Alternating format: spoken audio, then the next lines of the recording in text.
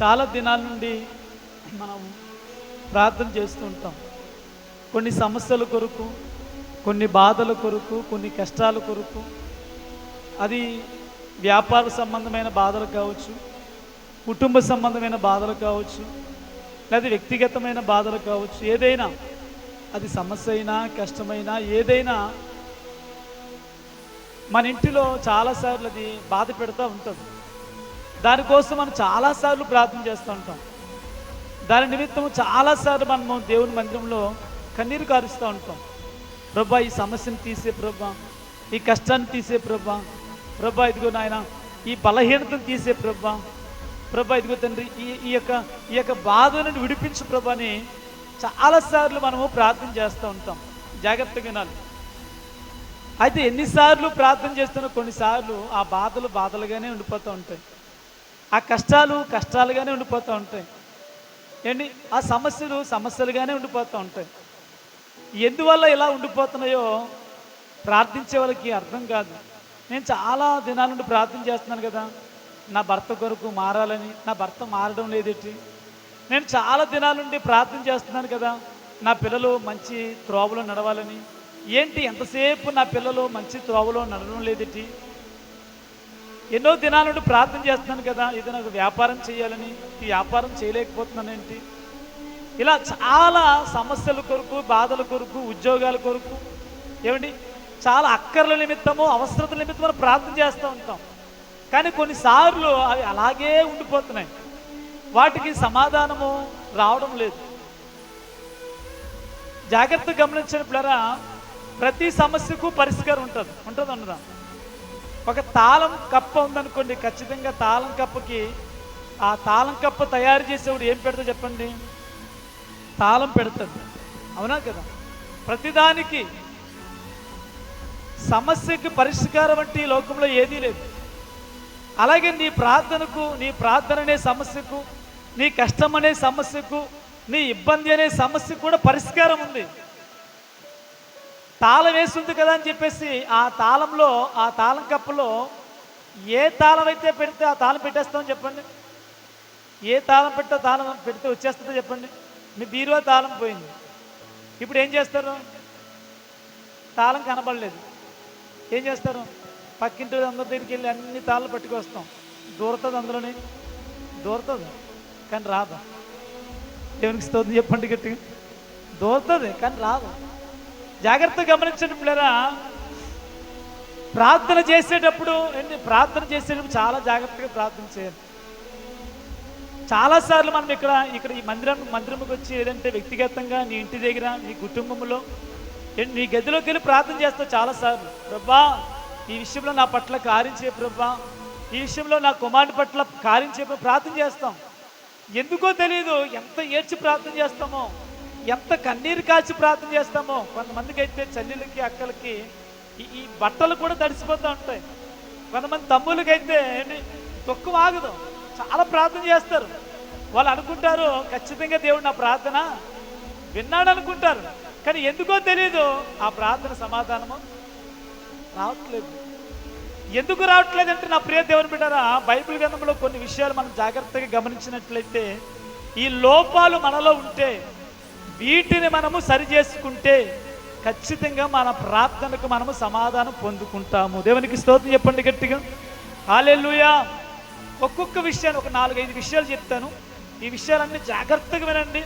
వీటిని మన భక్తి జీవితంలో, మన విశ్వాస జీవితంలో మనము ఫాలో అవుతే ఖచ్చితంగా మన ప్రార్థనకు మనము సమాధానం పొందుకుంటాం. నమ్మిన వారు దేవుని స్తోత్రం చెప్తాం గట్టిగా. హల్లెలూయా. జాగ్రత్తగా విన్నప్పుడారా, యాకోబు పత్రిక, బైబిల్ ఉన్నవారు మీ బైబిల్ తెరవండి. యాకోబు పత్రిక 1వ అధ్యాయము, యాకోబు పత్రిక 1వ అధ్యాయము 5వ వచనము.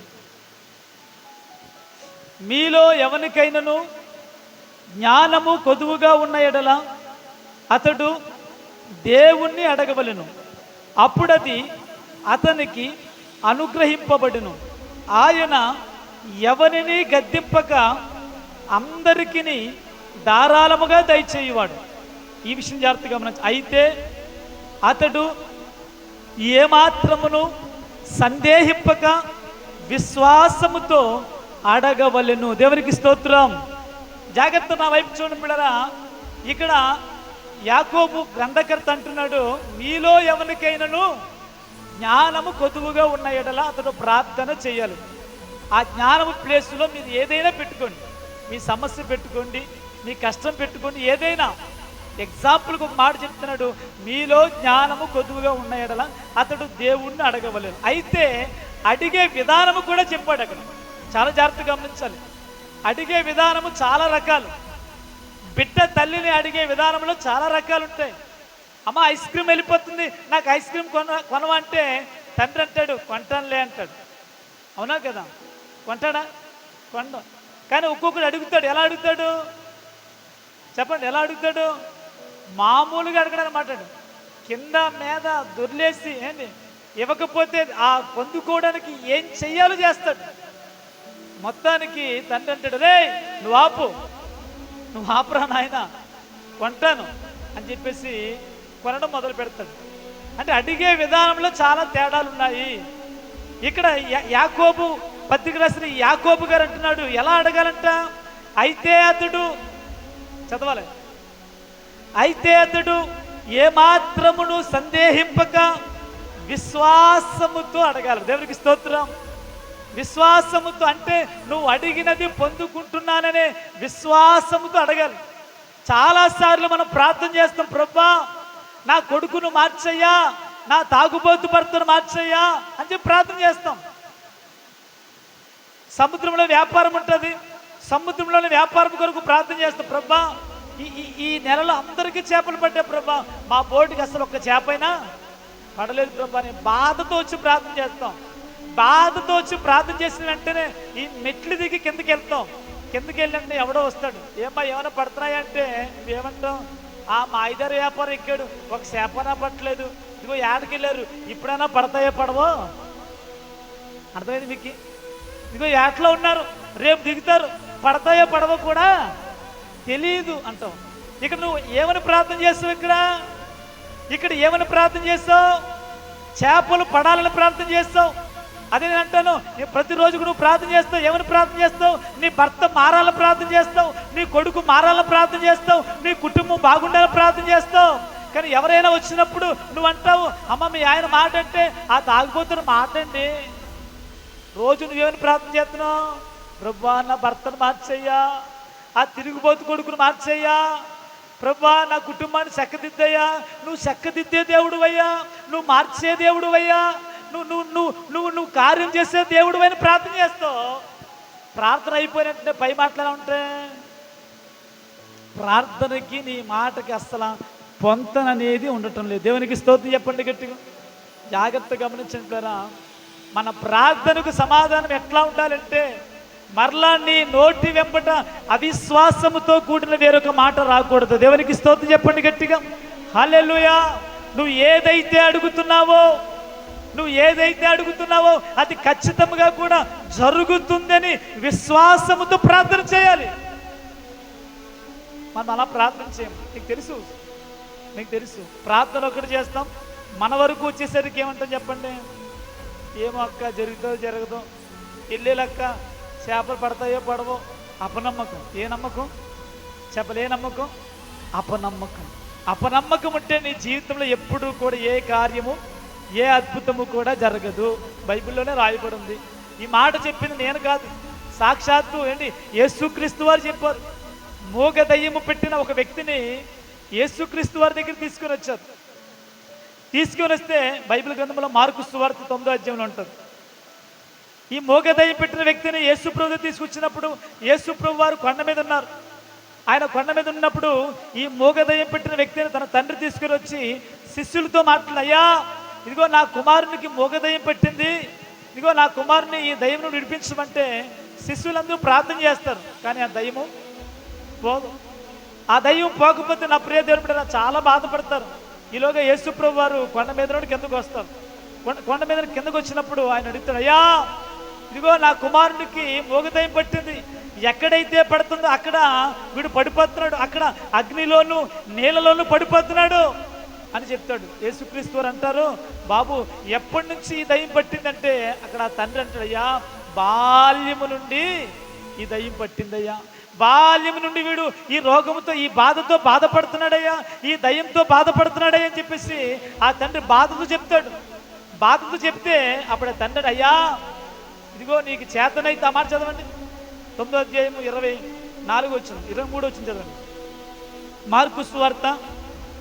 అందుకు యేసు 23 అమ్మా 23 వచ్చింది. అందుకు యేసు, నమ్ముట నీ వలనైతే, ఒక్క నిమిషం అండి, ఒక మంచి మాట చెప్తే ఒక్క నిమిషం అండి, 21 చదవండి. అప్పుడు ఆయన, ఇది వీనికి సంభవించి ఎంతకాలమైనదని వాని తండ్రిని అడుగుగా, అతడు బాల్యము నుండియే అది వాని నాశనము చేయవలని తరచుగా అగ్నిలోను నీళ్లలోను పడద్రోయును. ఈ మాట, ఏమైనా నీ వలనైతే మా మీద కనికరపడి మాకు సహాయము చేయుమనెను. దేవునికి స్తోత్రం. తండ్రి దేవునితో మాట్లాడు, అయ్యా ఏమైనా నీ వలనైతే, ఎవరి వల్ల అంటే ఎవరి వల్ల అవుతుందని తీసుకొచ్చాడు? చాలా దూరం నుండి వచ్చాడు కదా, చాలా దూరం నుండి మోగదయ్యం పట్టిన కుమార్ని తీసుకొచ్చి యేసు ప్రభు దగ్గరికి వచ్చి అంటున్నాడు, మరలా ఏమైనా నీ వలనైతే అయితే దానికి తీసుకొచ్చాడు. ఇక్కడ మన అందరం కూడా ఈ రాత్రి ఎందుకు వచ్చాం చెప్పాలి? ఎందుకు వచ్చాం? సంఘంలో చాలామంది ఇంచుమించు సగం మంది మానేశారు, సగం మంది మానేశారు. మరి మీ సగం మంది వచ్చారు, మీరు ఎందుకు వచ్చారు? ఎందుకు వచ్చారు? ఈరోజు ప్రార్థన చేస్తే, ఈరోజు ఈ రాత్రి కన్నీరు కారిస్తే, ఈరోజు మోకాలేసి ఆకాశం వైపు చేతులెత్తి నా తండ్రికి నేను మొర్ర పెడితే నా తండ్రి నా జీవితంలో అద్భుతం చేస్తాడని నమ్మి విశ్వాసముతో ఈ రాత్రి ప్రార్థనకు వచ్చారు. అవునా కదా? నిజానికి చెప్పాలంటే నీలో చాలామంది ఉదయం అంతా కష్టపడిన వాళ్ళే, ఉదయం అంతా పనికెళ్ళిన వాళ్ళే, ఉదయం అంతా అలసిపోయిన వాళ్ళే, అయినాను వచ్చారంటే దేవుడు ఏదో అద్భుతం ఈ జీవితంలో జరిగిస్తాడని నమ్మి విశ్వాసంతో వచ్చారు. అలాగే ఈ తండ్రి కూడా తన కుమారుని తీసుకుని వచ్చి అంటున్నాడు, ఏదైనా నీ వలనైతే, ఏదైనా నీ వలనైతే నా కుమారుణ్ణి బాగు చేయమని చెప్పాడు. దేవునికి స్తోత్రం. అందుకు దేవుడు ఒక చక్కని మాట చెప్పాడు. ఈ మాట కొరకు చదవన మాట. అందుకు యేసు, నమ్ముట నీ వలనైతే నమ్మువానికి సమస్తము సాధ్యమే. దేవునికి స్తోత్రం చెప్పండి గట్టిగా, హల్లెలూయా. నేను అంటున్నప్పుడు కార్యం చేసేవాడు ఆయనే, నీ జీవితంలో అద్భుతం చేసేవాడు ఆయనే, నీ కుటుంబంలో అద్భుతం చేసేవాడు ఆయనే, నీ బిడ్డల పట్ల అద్భుతం చేసేవాడు ఆయనే, నీ భర్త పట్ల అద్భుతం చేసేవాడు ఆయనే. కానీ నువ్వు చేయవలసింది ఒకటి, నువ్వు నమ్మాలి. దేవునికి స్తోత్రం చెప్పండి గట్టిగా, నువ్వు నమ్మాలి. ఆయన అంటున్నాడు, అయ్యా నీ వలన ఏదైనా అయితే నువ్వు చెయ్యి అంటే ఆయన అంటున్నాడు, నా వలన అవుతుంది, కానీ నువ్వు చేయవలసింది ఒకటే ఉంది. అదేంటంటే నువ్వు నమ్మాలి. నమ్ముట నీ వలనైతే నమ్మువానికి సమస్తము సాధ్యం. ఏదైనా సాధ్యమే. సమస్తం అంటే ఏంటి? కొన్ని అవుతాయి, కొన్ని అవ్వని కాదు. ఇది జరుగుద్ది, ఇది జరగదని కాదు. సమస్తం అంటే ఏంటి? ఏదైనా సాధ్యమే. ఏదైనా. నా ప్రియ దేవుని బిడ్డలారా, విశ్వాసముతో నమ్మకంతో అడగాలి. కానీ నీ బ్రతుకు మార్చుకొని, నీ హృదయం మార్చుకొని, నీ విశ్వాసంతో దేవుడిని అడిగితే ఖచ్చితంగా దేవుడు నీ పట్ల అద్భుతం చేస్తాడు. అందుకే దేవుడు వాక్యం సెలవిస్తుంది, అడిగేవాడు ఎలా అడగాలంటండి? సందేహింపక, సందేహింపక విశ్వాసంతో అడగాలి. దేవునికి స్తోత్రం. రెండో మాట చదవండి. రెండో మాట కీర్తన గ్రంథము 66వ అధ్యాయము 18 వచ్చింది. కీర్తన జాగ్రత్తగా వినాలి. నా హృదయములో నేను పాపమును లక్ష్యము చేసిన ఎడల ప్రభువు నా మనవి వినకపోవును. రెండవది చాలా జాగ్రత్తగా గమనించండి. మరలా చెప్తున్నాను, మీ ప్రార్థనకు సమాధానము రాకపోవడానికి గల కారణం చెప్తున్నాను. ఈ కారణాలు మనం తెలుసుకుంటే ఖచ్చితంగా మన ప్రార్థనకు దేవుడు సమాధానం ఇస్తాడు. మొట్టమొదటిది ఏంటంటే మనం ప్రార్థించేటప్పుడు విశ్వాసముతో ప్రార్థించాలి. రెండవది మన హృదయంలో ఏముండకూడదు చెప్పండి? ఏముండకూడదు? పాపం ఉండకూడదు. మన హృదయంలో పాపం ఉంటే ఖచ్చితంగా మన ప్రార్థన దేవుడు వినడు. ఈ మాట నేను చెప్పేది కాదు, కీర్తనాకారుడు చెప్తున్నాడు. చదువు మరొకసారి చదవండి. నా హృదయములో నేను పాపమును లక్ష్యము చేసిన ఎడల ప్రభువు నా మనవి వినకపోవును. చాలా జాగ్రత్త పడారా. లోపల పాపం పెట్టుకొని, లోపల ద్వేషం పెట్టుకుని, లోపల అసూయ పెట్టుకుని, లోపల కోపం పెట్టుకుని, ఇవన్నీ పెట్టుకుని దేవుని మందిరానికి వచ్చేసి ప్రభా స్తోత్రం నాయన, స్తోత్రం నాయన, నన్ను క్షమించు ప్రభా, నా ప్రార్థన ఆలకించు ప్రభా అంటే దేవుడు మన ప్రార్థన వింటాడా? చాలామంది చేసేది ఇదే. చాలామంది ఇంటి దగ్గర గొడవ పెట్టుకొచ్చేస్తూ ఉంటారు. ఇంటి దగ్గర ఆ పక్కింటి వాళ్ళతో ఈ పక్కింటి వాళ్ళతో గొడవ పెట్టుకుంటారు, భర్తతో గొడవ పెట్టుకుంటారు, భార్యతో గొడవ పెట్టుకుంటారు. ఇక్కడికి వచ్చేసి ప్రభా స్తోత్రం నాయన, స్తోత్రం నాయన అంటారు. బైబిల్ సెలవిస్తున్న ప్రేమ మనము మొదట సమాధాన పడాలి. మొదట మనం సమాధాన పడితే, ఆ సమాధాన పడినప్పుడే మనలో ఉన్న ఈ కోపం మనం బయటికి పోతుంది. ఎప్పుడైతే ఈ కోపము, ఈ ద్వేషము, ఈ అసూయ బయటికి పోతుందో అప్పుడు దేవుడు మన ప్రార్థన ఆలకిస్తాడు. దేవునికి స్తోత్రం చెప్పండి గట్టిగా. ఇరుగు పొరుగు వారి మీద పగతో, ఇరుగు పొరుగు వారి మీద కోపంతో, ఇరుగు పొరుగు మన ద్వేషంతో ఏమండి మన హృదయం ఉంటే మన ప్రార్థన దేవుడు వినండి. బైబిల్లో రాయబడిందంట, ఈ ప్రజలు ఏంటి పెదవులతో నన్ను స్తుతిస్తారు కానీ వారి హృదయం అంట నాకు దూరముగా ఉందంట అన్నాను లేదా? ఆ మాట నేనన్న మాట కాదు, సాక్షాత్తు ఏంటి యేసుక్రీస్తు వారు పలికిన మాట. మన హృదయము దేవునికి దగ్గరగా ఉండాలి. పూర్వకాలంలో ఏమండి, పూర్వకాలం అంటే ఆది కాండం చదివినప్పుడు దేవాది దేవుడు ప్రతిరోజు కూడా ఏంటి చల్లపూట సమయాన అవ్వ ఆదాములతో మాట్లాడడానికి వచ్చేవాడండి. అవ్వ ఆదాములతో ముఖాముఖిగా మాట్లాడుకునేవారట. ఎప్పుడైతే నా ప్రియ దేవుడు బిడ్డలారా వారు పాపము చేశారో, ఏమయ్యారంటే పాపం ఎప్పుడైతే చేశారో వారు ఏదేని తోటలోంచి బయటికి గంటి వేయబడ్డారు. ఎప్పుడైతే వారు ఏదేని తోటలోంచి బయటికి గంటి వేయబడ్డారో అప్పుడు ముఖాముఖిగా మాట్లాడే అనుభవం ఉందా చెప్పండి? అసలు నేను అంటాను, బైబిల్ మనం జాగ్రత్తగా గమనించినట్లయితే అసలు మాటలే లేవు. ఉన్నాయా? అసలు భూమి మీద ఉన్న మనిషి దేవునితో మాట్లాడమే మానేశాడు, ప్రార్థన చేయడమే మానేశాడు. వారు బయటకు వచ్చిన తర్వాత వారికి ఏంటి కయ్యూను ఏబేలు పుట్టిన తర్వాత ఏబేలు గురించి రాయబడి ఉంటుంది. ఏబేలు చనిపోయిన తర్వాత ఏబేలు యొక్క రక్తం అంట నేల నుండి దేవునికి మొర్ర పెడుతుందంట. దేవునికి స్తోత్రం చెప్పండి గట్టిగా. హల్లెలూయా. అంటే చూడండి నా ప్రియ దేవుడా, యథార్థముగా నమ్మకముగా బ్రతికిన ఏబేలు యొక్క రక్తం అంట దేవునికి మొర్ర పెడుతున్నా. అప్పటి నుంచి ఎప్పుడు వారు ఏదేని తోటలోంచి బయటకు వచ్చిన నాటి నుండి ఏబేలు చనిపోయే వరకు కూడా ఇంకెక్కడ మధ్యలో ఎక్కడ కూడా ప్రార్థన కనబడుతుంది. ఆ తర్వాత మరలా ప్రార్థన ఎక్కడ కనబడుతుంది అంటే ఏంటి, షేతునకు ఎనోషునకు కొడుకు పెడతాడు. షేతునకు ఎనోషును కొడుకు పెడతాడు. ఎనోషు పుట్టిన తర్వాత అక్కడ రాయబడిన మాట, అప్పుడు యెహోవా నామమున ప్రార్థన చేయుట ఆరంభమైంది. దేవునికి స్తోత్రం. హల్లెలూయా, హల్లెలూయా. జాగ్రత్తగా వినండి నా ప్రియ దేవుడు, ప్రార్థన చాలా విలువైంది. మనం నిత్యము దేవునితో మాట్లాడుతూ ఉండాలి. నిత్యము దేవునితో మాట్లాడుతూ దేవునితో మనం సంభాషిస్తూ ఉంటే ఎప్పటికీ కూడా మనం దారి తప్పిపోం. దేవునికి స్తోత్రం చెప్పండి గట్టిగా. ఈరోజు రాలేదండి మా వాడు, ఈరోజు మా అక్క రాలేదేంటి, ఈరోజు మా చెల్లి రాలేదేంటి. రోజు వచ్చేవాళ్ళు, రోజు ఇంటికి వచ్చి పలకరించేవాళ్ళు, ఒకరోజు రాకపోతే ఎలా ఉంటుంది చెప్పండి? ఏదోలా ఉంటుంది. అలాగే ప్రతిరోజు దేవునితో మాట్లాడుతూ ఉండాలి, ప్రతిరోజు దేవునితో సంభాషిస్తూ ఉండాలి, ప్రతిరోజు కూడా దేవుణ్ణి అడగాలి. ప్రభా ఇదిగో నా పాత్ర ఏంటయ్యా, నన్ను ఈ భూమి మీదకి పంపించవయ్యా, నేను ఏం చేయాలి ప్రభా, నేను ఎలా బ్రతకాలి ప్రభా, నన్ను ఏం చేయమంటాను. ప్రతిరోజు దేవునితో సంభాషిస్తే ఆయన పనేంటో, ఆయన ఉద్దేశం ఏంటో, ఆయన ఆలోచన ఏంటో నీకు బయలుపరుస్తాడు. దేవునికి స్తోత్రం చెప్పండి గట్టిగా. హల్లెలూయా. నా ప్రియ దేవుడు, బ్రతుకున్నంత కాలము కూడా మనిషి చేసే పొరపాటు ఏంటి చెప్పనా? బ్రతికినంతకాలం మనిషి ఒకటే ప్రార్థన, ఒకటే ప్రార్థన. ప్రార్థన మారదు అసలు. ఏం ప్రార్థన చెప్పండి? బ్రతికినంతకాలం మనిషి ఒకటే ప్రార్థన. ఏం ప్రార్థన? ఫస్ట్ ప్రార్థన వినండి జాగ్రత్తగా.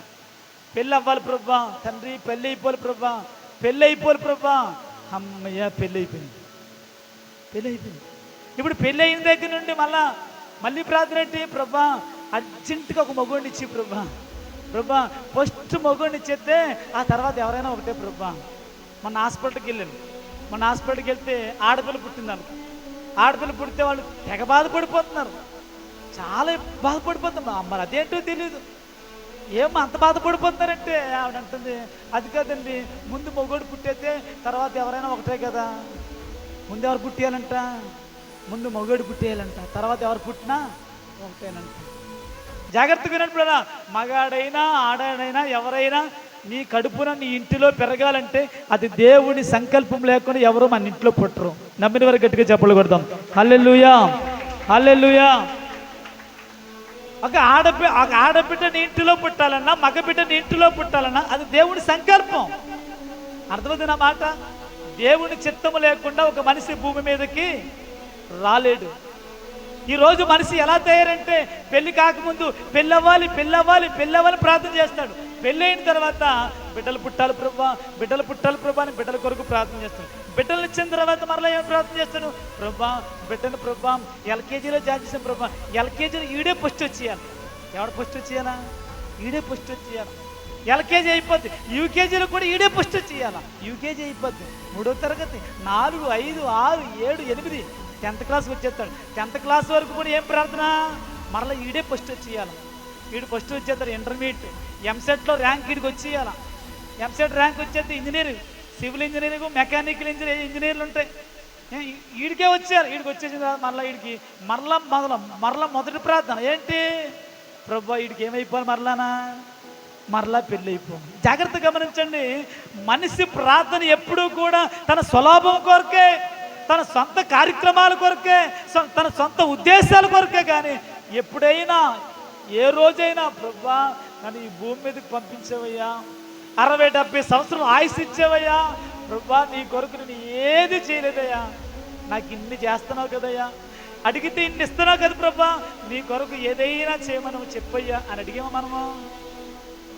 ఎప్పుడైనా అడిగారు ఎవరన్నా? నేను అడిగాను చేస్తాను, అడగను. మరి ఇన్ని అడుగుతున్నావు కదా, మరి దేవుని అడగారు కదా. నేను ప్రతిరోజు మీ ఇంటికి వస్తున్నానండి, మీ ఇంటికి వచ్చి ప్రతిరోజు మీ ఇంటికి వచ్చినప్పుడు డ్రింక్ ఇస్తున్నారు, కొంతమంది టిఫిన్ పెడుతున్నారు, కొంతమంది చేతిలో ఎంతో కొంత డబ్బులు పెడుతున్నారు అనుకోండి. ఎవరింటికి రావట్లేదు అనుకోండి అంటున్నాను. ఇలా రోజు మీ ఇంటికి వచ్చిన మీరు ఏదో పెడుతున్నారు. మరి ఒక్కరోజైనా మీరు మా ఇంటికి వస్తారు రాదా? వచ్చినప్పుడు నేను ఏం చేయాలా? పెట్టాలా పెట్టకూడదా? పెట్టకూడదు. మరి ఇన్ని పొందుకుంటున్నావు కదా, ఇన్ని దేవుని నుండి ఇన్ని పొందుకుంటున్నాం, ఇన్ని వరాలు పొందుకుంటున్నాం, ఎన్నో మేలు పొందుకుంటున్నాం. ఒక్కరోజైనా అడగవేంటి?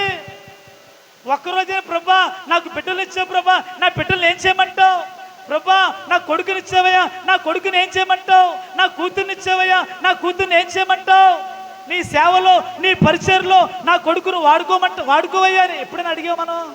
అడగం. దేవునికి స్తోత్రం చెప్పండి గట్టిగా. హల్లెలూయా. 2 చేతులు పైకెత్తండి. హల్లెలూయా.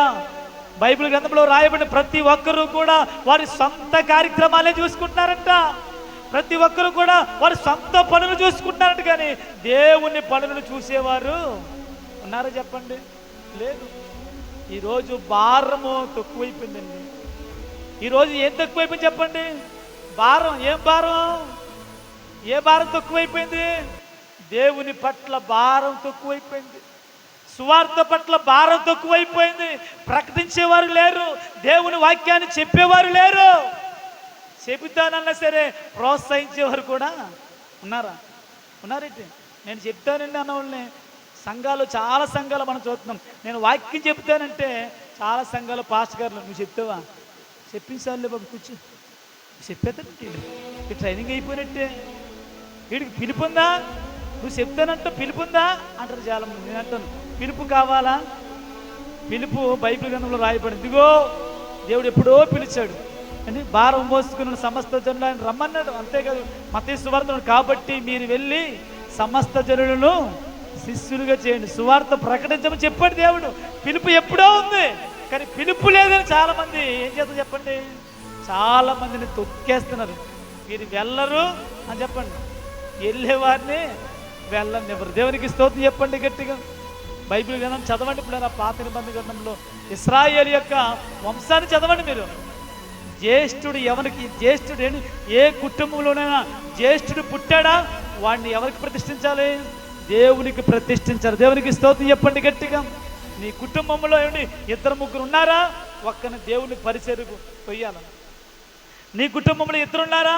ఒక్కని దేవుని పరిచయం వైపు వాడి తలంపులు మార్చాలా, వాడి ఆలోచనలు మార్చాలి. నేను మరలా చెప్తాను, చదువుకుంటూ కూడా దేవుని సువార్త ప్రకటించవచ్చు. దేవునికి స్తోత్రం చెప్పండి గట్టిగా.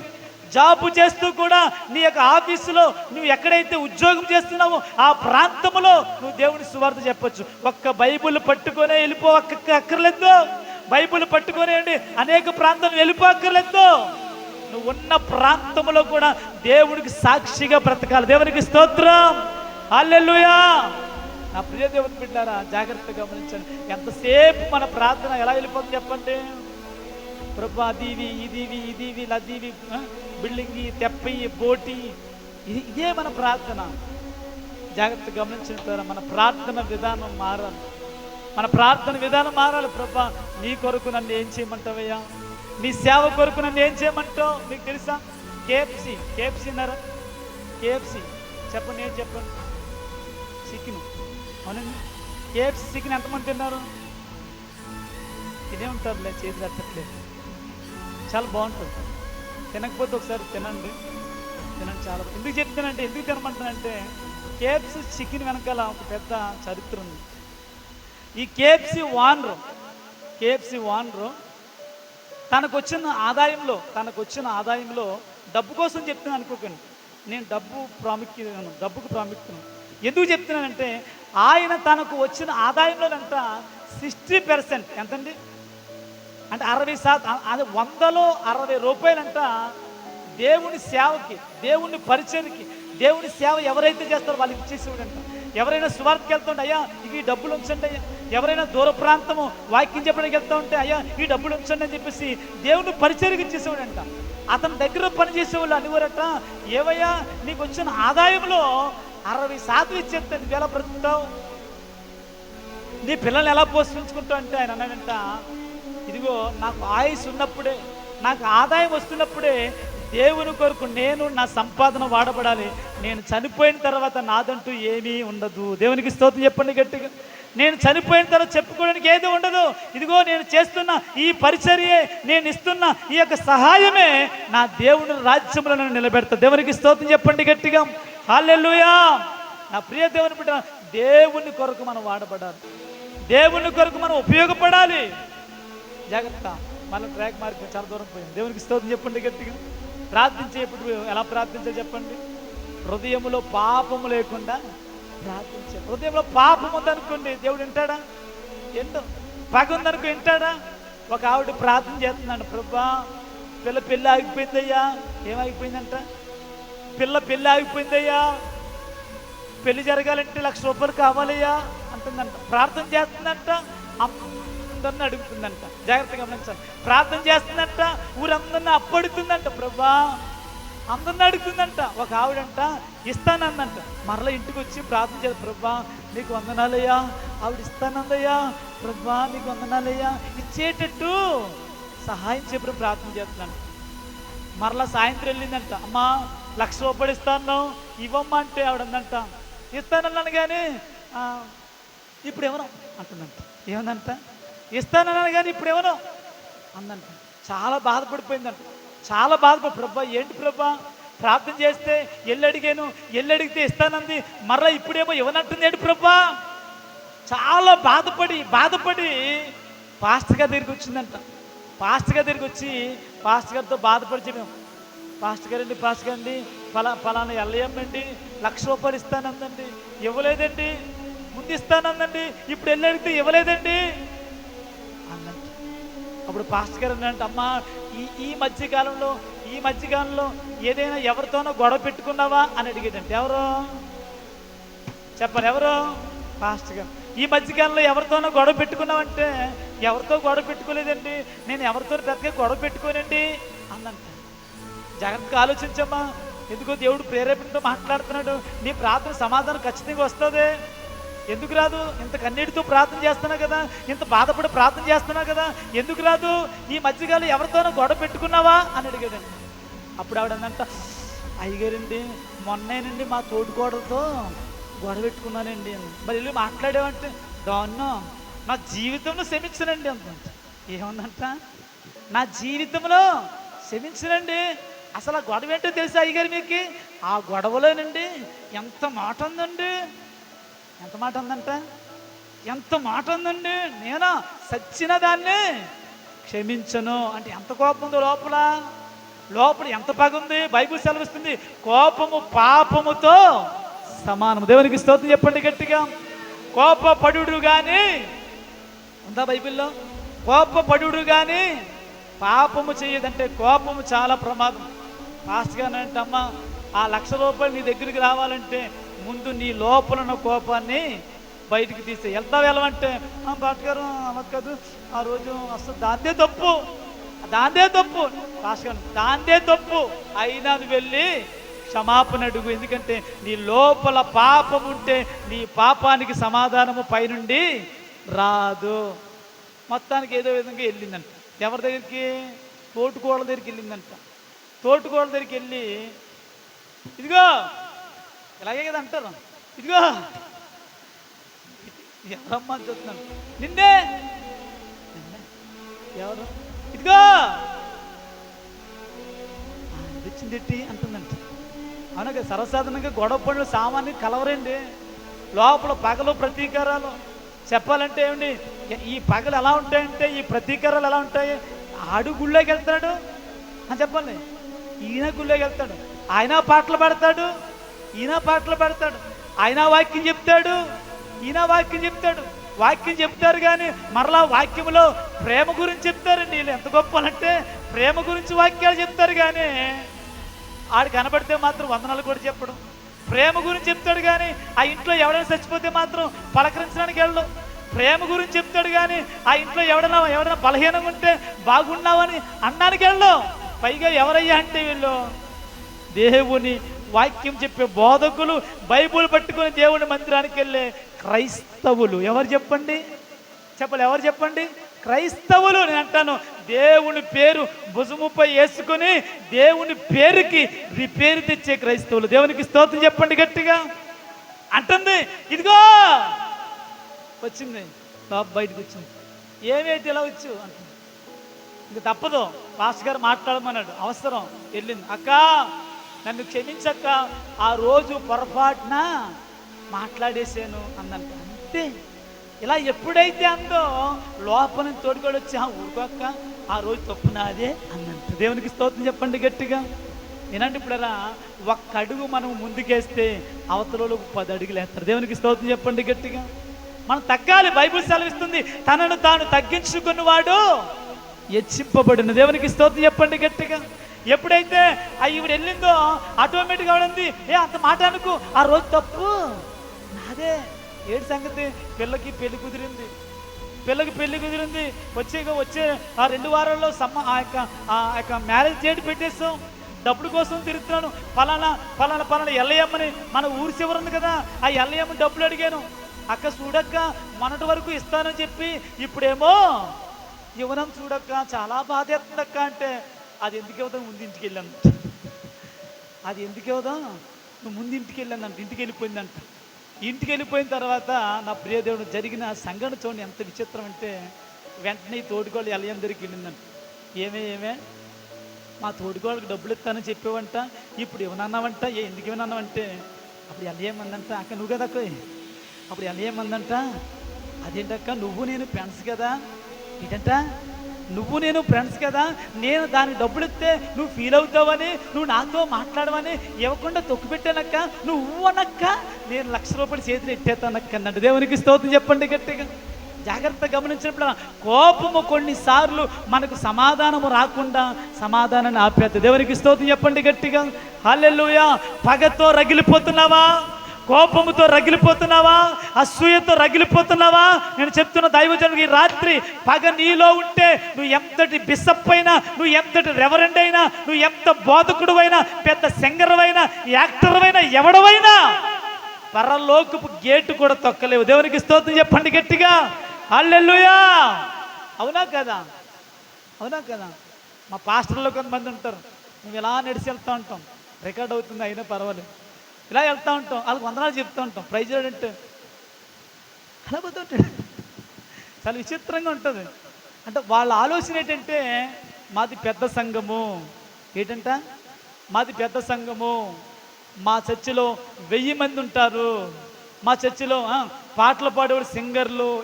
ఇదొక ఆలోచన, ఇదొక తలంపాలి. నేను అంటాను, దేవునికి మందితో పని లేదు, దేవునికి మందితో పని లేదు. దేవుడు చూసేది మనస్సు చూస్తాడు. దేవునికి స్తోత్రం చెప్పండి గట్టిగా. నీ మనస్సు దేవునికి అనుకూలమైతే నువ్వు దేవుని రాజ్యంలో ఉంటావు. కూడా చెప్పండి గట్టిగా, హల్లెలూయా, హల్లెలూయా. దేవునికి మంద కాదు, చిన్న మందతో అంటున్నాడు. చిన్న మంద భయపడుకో, పెద్ద మంద భయపడకన్నాడా అన్నాడు బైబిల్ ఎక్కడన్నా? అన్నా పెద్ద మంద భయపడకలేదు, చిన్న మందలో ఉన్న పెద్ద మందలో ఉన్న నీ మనస్సు దేవునికి అనుకూలమైతే నువ్వు నిత్య రాజ్యంలో ఉంటావు. దేవునికి స్తోత్రం. రెండవది, మొదటి చెప్పండి. మొదటి ప్రార్థించేటప్పుడు విశ్వాసంతో ప్రార్థన చేయాలి. రెండవగా ప్రార్థన చేయాలి చెప్పాలి, పాపము లోపల ఉండకూడదు. పాపము లోపలుంటే నేను మర్చిపో ఒకటే చెప్పాను, కోపం కోసం. ఇలాంటి చాలా ఉంటాయి, ఇలాంటి చాలా ఉన్నాయి పిల్లల. ఎట్టి పరిస్థితుల్లో కోపం మాత్రం నేను అంటాను. చిన్న మాట చెప్పేస్తాను, చిన్న మాట కోపం కోసం. ఇప్పుడు మందిరంలో మనం చాలా ప్రార్థన చేస్తాం, మనం మొరపెడతాం, కన్నీరు కాలుస్తాం, చాలా ప్రార్థన చేస్తాం. అత్త కోడలతో మాట్లాడలేదు అనుకోండి, ఇంత ప్రార్థన చేసిన అత్త పరలోకి వెళ్తుందా? చెప్పాను, నువ్వు చెప్పు, ఎన్నాం చెప్పు. నువ్వు మంచి ప్రార్థనా పరురాలు, మంచి విశ్వాసం, నీకు నీ కోళ్ళంటే పడదాం. ఇప్పుడు నువ్వు చనిపోయావు, పరలోకి వెళ్తా? చెప్పండి, రాత్రి గారు చెప్పండి, నిర్మిషన్ గారు చెప్పండి. కన్నడనే వెళ్ళదు. దేవునికి స్తోత్రం చెప్పండి గట్టిగా. చాలా బాగా చెప్పు. వెళ్తుందా? వెళ్ళదు. ఎందుకని? బైబిల్ సెలవిస్తుంది. అప్పుడు అసలు లోపల ఎటువంటి నీ హృదయం ఎలా ఉండాలంటే ఆయన ఎదుట సరి అయినదిగా కనబడాలి. దేవునికి స్తోత్రం చెప్పండి గట్టి. నీ హృదయము, నీ మనస్సు ఆయన సరి అయినది ఉండాలి. అదే అత్త కోడలతో మాట్లాడకపోయినా, కోడలు అత్తతో మాట్లాడకపోయినా, నేను అంటాను, ఇరువైపుల సమాధానం లేకపోతే నువ్వు ఎంత ప్రార్థన చేసినా, నువ్వు ఎంత కన్నీరు కాచినా, నువ్వు ఎంత బైబిల్ పట్టుకుని సువార్త చెప్పినా దేవుడు రాజ్యానికి నువ్వు హక్కుదారు కానేవు. దేవునికి స్తోత్రం చెప్పండి గట్టిగా. వెళ్ళలేవు. సమాధానం లేకపోతే అండి, ఒకరికొకరు సమాధానం లేకపోతే ఎక్కడికి వెళ్ళిపోతామండి. పాస్టర్ గారు అంటే విశ్వాసికి పడదు, విశ్వాసం అంటే పాస్టర్ గారు పడదు. చిన్న పాస్టర్ అంటే పెద్ద పాస్టర్ పడదు, పెద్ద పాస్టర్ అంటే చిన్న పాస్టర్ పడదు అండి. బాగా చదువుకున్న పాస్టర్ గారికి ఏ చదువు లేని పాస్టర్ గారు అంటే చులకరా. ఆడు వీడితో మాట్లాడు, ఈయన ఆయనతో మాట్లాడు. నేను అంటాను, మీరు మాట్లాడకపోతే మీకోసం పరలోక రాజ్యం ఎదురు చూస్తుంది అంటానా? అవునవును. నా ప్రియ దేవుని గమనించండి, నీ మనసు ఎలా ఉండాలంటే చిన్న పిల్లల మనసు కలిగి ఉండాలి. దేవునికి స్తోత్రం చెప్పండి గట్టిగా. బైబిల్లో రాయబడింది కదా, చిన్న పిల్లలదే అంటే అర్థం ఏంటి? చిన్న పిల్లల మనసు. నీకు తెలిసిన చిన్నప్పుడు ఆ రాజుగోడు ఏంటి, ఆ సురేష్ కూడా కొట్టేసుకుంటే ఈలమ్మ అలమ్మ ఆడిని కొట్టింది నాడు అలమ్మని తీసుకొస్తాడు, ఈయన్ని కొట్టిందేమో ఈడేమో వీళ్ళమ్మని తీసుకొస్తాడు.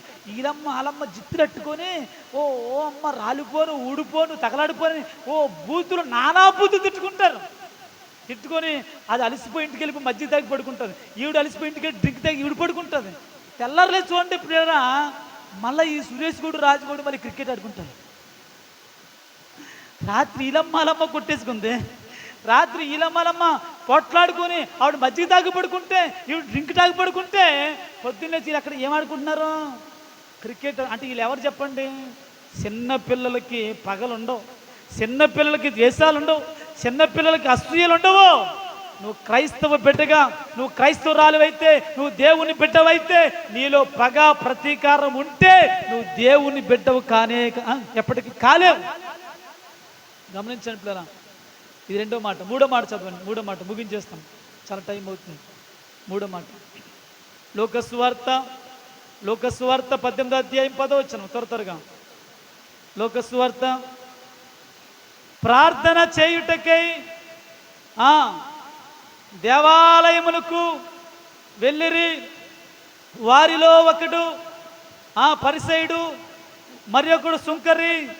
పరిసయుడు నిలవబడి, దేవా, నేను చోరులను, అన్యాయస్తులను, వ్యభిచారులైన ఇతర మనుషుల వలనైనను ఈ సుంకరి వలనైనను ఉండనందుకు నీకు కృతజ్ఞతాస్తుతులు చెల్లించుతున్నాను.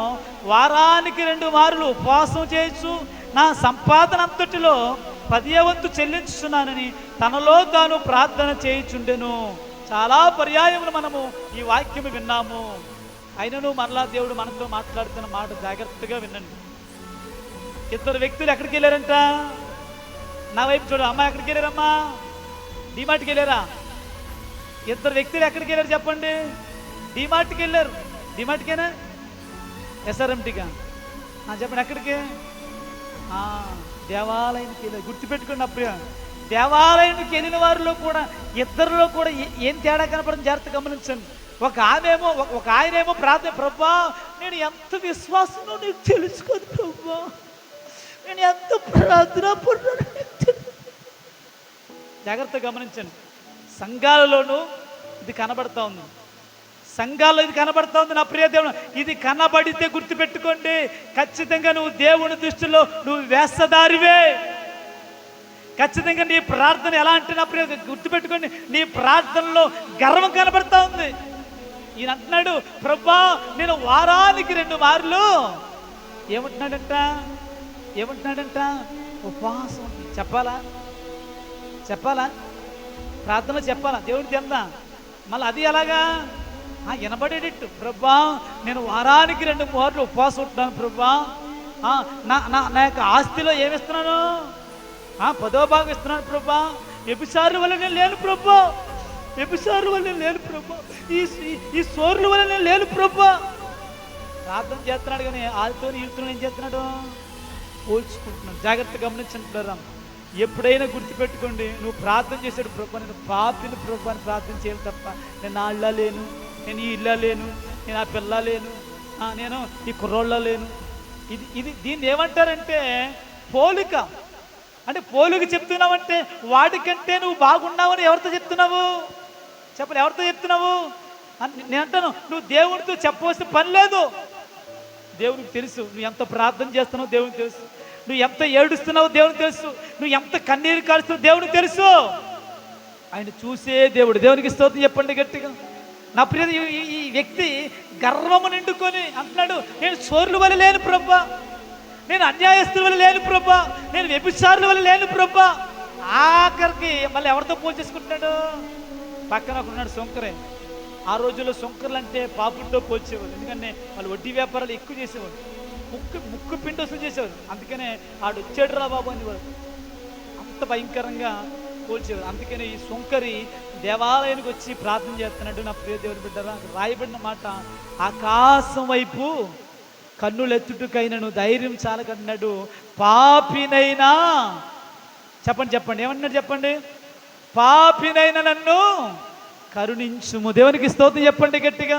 మరలా చెప్తే వినండి పిల్లరా, నువ్వు ఎంత ప్రార్థనాపరురాలువైనా, నువ్వు ఎంత విశ్వాసమైనా, నువ్వు ఎంత భక్తిపరుడువైనా, నువ్వు ఎంత దేవుళ్ళు ఎంత ముందుకెళ్ళిపోయినా, నువ్వు ప్రార్థన చేసేటప్పుడు మాత్రం ఖచ్చితంగా ఈ మాట పలికి తీరాలి. ఏ మాట అంటే, ప్రభా నేను పాపిని ప్రభా అని పలికి తీరాలి. దేవునికి స్తోత్రం చెప్పండి గట్టిగా. కొంతమంది ప్రార్థనలో ఇది వినబడదు. కొంతమంది ప్రార్థనలో ప్రభా నేను పాపినయ్యా, దుర్మార్గుని ప్రభా అంటే పక్కోడు ఏదైనా అనుకుంటాడని వీళ్ళు ఫీల్ అయిపోతారు. అవును పాపినట్టుంది, ఏ తప్పు చేసేసిందో అక్క, ఓ పాపినని ప్రార్థన చేస్తున్నాడు, వీడు ఏ తప్పు చేసేసాడు అని అనుకుంటాడని నేను పాపిని ప్రభు అని ప్రార్థన చేయరు. బైబిల్ సెలవిస్తుంది మనందరము కూడా ఎవరు చెప్పండి? పాపులమే. దేవునికి స్తోత్రం చెప్పండి గట్టిగా. హల్లెలూయా. నీ ప్రార్థనలో ఎప్పుడు కనపడేది ఏంటంటే దేవుని ఎదుట మనం ఒప్పుకోవాల్సింది ఏంటి చెప్పండి? ప్రతిరోజు, ప్రతి వారము, ప్రతి నెల, ప్రతి సెకండ్ కూడా మనిషి పడిపోతూనే ఉన్నాడు. అవునా కదా? మాట ద్వారా పడిపోతున్నాడు, చూపు ద్వారా పడిపోతున్నాడు, ప్రవర్తన ద్వారా పడిపోతున్నాడు.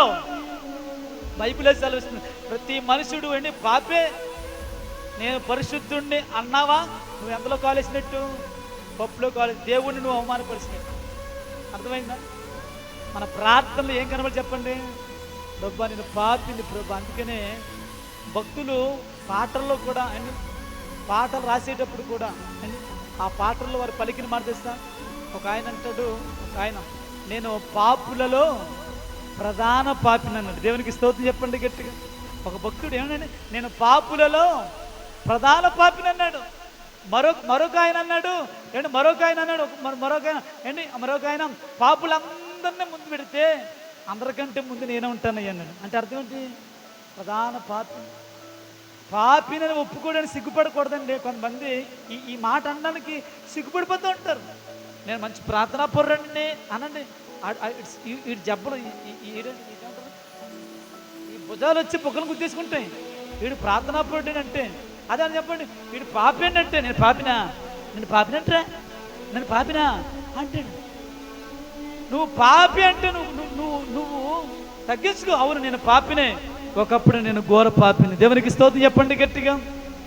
ఒప్పుకుంటే చింత లేదు, తగ్గించుకుంటే చింత లేదు. నా ప్రియ దేవుడు, బైబిల్ సెలవిస్తుంది, నువ్వు గర్వముతో పెట్టలేకపోతే ఎప్పటికైనా నేల లాగేస్తావు.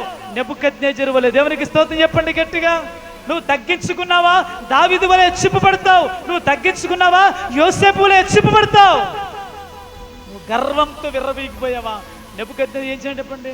గడ్డి వేసాడంట. ఇద్దరు వ్యక్తులు ప్రార్థన చేయడానికి వస్తే ఇద్దరు వ్యక్తులు ప్రార్థన దేవుడు అన్నాడు, వాడి కంటే వీడు నీతిమంతుడని ఆయన జడ్జిమెంట్ ఇచ్చాడు. దేవునికి స్తోత్రం, హల్లెలూయా. నీ ప్రార్థన ఇలా ఉండాలి. ఇలా ప్రార్థన చేస్తే అప్పుడు దేవుడు అనుకుంటాము, ఎంత ప్రార్థన చేస్తున్న అక్క, ఎంత కన్నీరు కాస్తున్న అక్క, ఇంత దశంభాగం ఇస్తూ కూడా, ఇంత ప్రార్థన చేస్తూ కూడా, వారానికి ఉపవాసం ఉంటున్న ఎక్క అంటుంది, అయ్యో ఘోర పాపినట్టుంది, నా బిడ్డ ఎంత తగ్గించుకుంటుందో, నా కుమారుడు ఎంత తగ్గించుకున్నాడో అని. అప్పుడు దేవుడంట నీ ప్రార్థన వినడానికి తన చెవులను నీ వైపు తిప్పుతాడంట. దేవునికి స్తోత్రం చెప్పండి గట్టిగా, హల్లెలూయా. గమనించండి పిల్లలు, ముగించేస్తాను. మన ప్రార్థన దేవుడు వినకపోవడానికి గల కారణం ఏంటంటే, మొట్టమొదటి ఏంటి చెప్పండి? విశ్వాసముతో ప్రార్థన చేయాలి. రెండవది, పాపము హృదయంలో ఉంచుకొని ప్రార్థన చేయకూడదు. మూడవది, గర్వముతో ప్రార్థన చేయకూడదు. ఈ ప్రార్థన ఎలా ఉండాలంటే తగ్గించుకొని ప్రార్థన చేయాలి. చాలా విషయాలు ఉన్నాయి, కానీ ఈ మూడు విషయాలు మైండ్లో పెట్టుకొని ప్రార్థన చేయండి. ఇంకొకటి ఉంది, వేషధారణతో ప్రార్థన చేయకూడదు. మనుషులకు కనబడవాలని ప్రార్థన చేయ. కొంతమంది మనుషులకు కనబడాలని ప్రార్థన చేస్తారు. మనుషులు కనబడాలని ప్రార్థన చేస్తే నువ్వు ఎవరు కనబడవో? దేవునికి కనబడవు. అర్థమవుతున్న మాట? మనుషులు కనబడాలని ప్రార్థన చేస్తే దేవుడు వినడం. మనుషులు కనబడాలని మనం ఏం చేసినా అది దేవునికి కనబడదు. అది అప్పుడే వెంటనే మనకు ప్రతిఫలం వచ్చేసినట్టే. కాబట్టి అలాగూ చేయకూడదు. ఇంకా చాలా విషయాలు ఉన్నాయి, కాబట్టి ఈ విషయాలు గుర్తుపెట్టుకోండి. ఇది మైండ్లో పెట్టుకొని మీరు ప్రార్థన చేయండి. ఖచ్చితంగా దేవుడు మీ ప్రార్థన సమాధానం ఇస్తాడు. మీ కుటుంబాలలో, మీ బిడ్డల విషయంలో మీరు ఏదైతే అడుగుతున్నారో ఆ విషయంలో ఖచ్చితంగా దేవుడు మీకు సమాధానం ఇస్తాడు. ఈ కొద్ది మాటలు దేవుడు దీవించి ఆశీర్వదించును గాక. తల్ల వంచుదాం, ప్రార్థించి అందరూ కూడా లేచి నిలబడదాం. చాలాసేపు కూర్చొని ఉన్నారు, లేచి నిలబడదాం. అందరూ లేచి నిలబడదాం. ఈ మూడు అంశాల్లో ఒకవేళ ఏదైనా నీలో ఉందేమో, ఈ మూడు అంశాల్లో ఏదైనా నీలో